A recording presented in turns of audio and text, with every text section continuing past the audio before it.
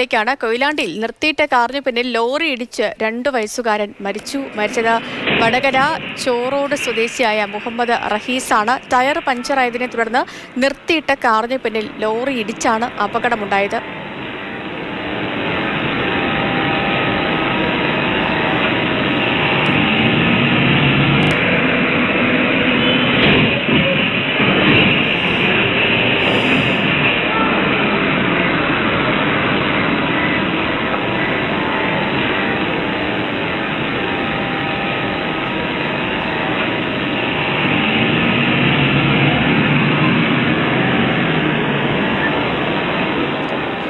C K വിജയനുണ്ട് നമുക്കിപ്പം.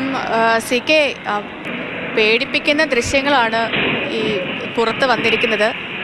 ഇതിപ്പോൾ നിയന്ത്രണം വിട്ടുപോയി ഇടിച്ചു കയറിയതായിരിക്കും അല്ലേ?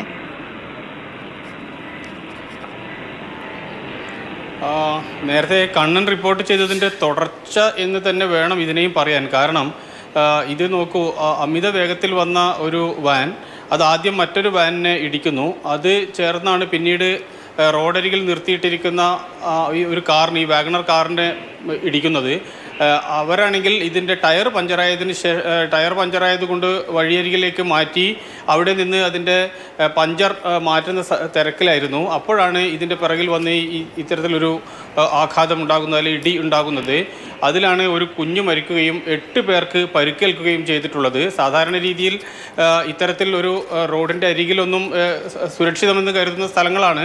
അവിടെ വെച്ചാണ് ആരായാലും ടയർ മാറ്റുകയൊക്കെ ചെയ്യുന്നത്. പക്ഷേ അപ്പോഴേക്കും അമിത വേഗത്തിൽ വന്ന ലോറി, ആ വാൻ വരുന്നത് തന്നെ നമുക്ക് കാണാൻ വേണ്ടി കഴിയും സൂക്ഷ്മമായി നോക്കിക്കഴിഞ്ഞാൽ.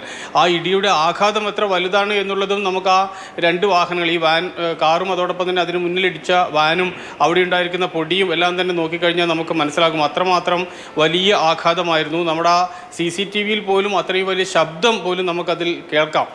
അതുകൊണ്ട് അനിയന്ത്രിതമായി വാഹനങ്ങൾ ഓടിക്കുന്നതിന് യാതൊരു നിയന്ത്രണവും, അല്ലെങ്കിൽ അനിയന്ത്രിതമായി വാഹനം ഓടിക്കുന്നതിന് ഒരു നടപടിയും ഉണ്ടാകുന്നില്ല എന്നതിൻ്റെ തെളിവ് കൂടിയാണിത്. സ്വാഭാവികമായും ഇത്ര വേഗത്തിൽ അതിലൂടെ ഓടിക്കുകയും പിന്നീട് നിയന്ത്രണം വിടുകയും ആ നിയന്ത്രണം വിട്ടതോടുകൂടിയാണ് അപകടമുണ്ടായത്.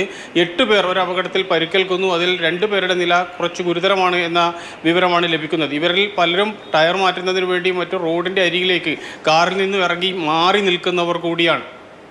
ശരി, സി കെ.